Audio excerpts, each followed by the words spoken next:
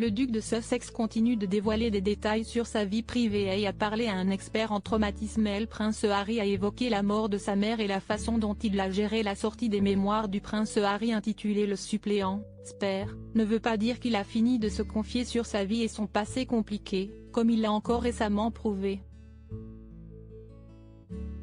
Pour sa première prise de parole publique depuis que lui et sa femme Meghan Markle ont été expulsés de Frogmore Cottage, le père de famille a décidé de parler au docteur Gabor Maté. Ce docteur canado-hongrois est un spécialiste des addictions et des conséquences que peuvent engendrer des traumatismes et le stress post-traumatique.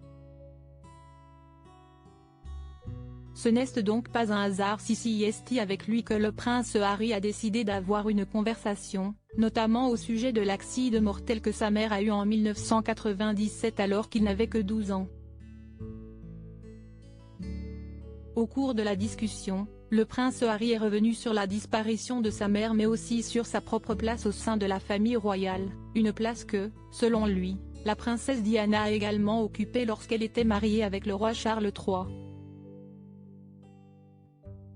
C'était bizarre de se sentir dans cette bulle, et je sais que ma mère ressentait la même chose. C'est une des raisons pour lesquelles il a voulu s'exprimer à ce sujet.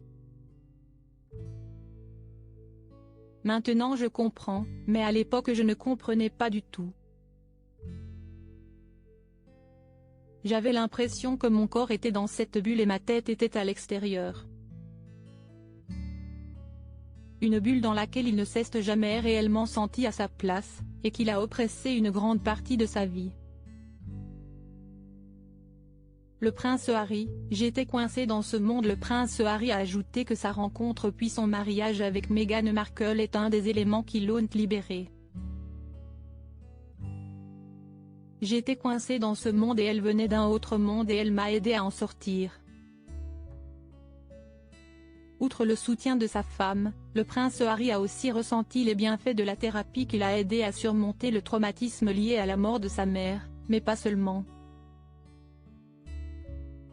Quand j'ai trouvé mon psy et que j'ai commencé à parler des traumatismes subis par le Harry que j'étais à 12 ans, ça a débloqué plein d'autres moments. C'était assez effrayant. Pourtant le père de famille a persévéré et est aujourd'hui, toujours aux côtés de Meghan Markle, très engagé dans la cause de la santé mentale.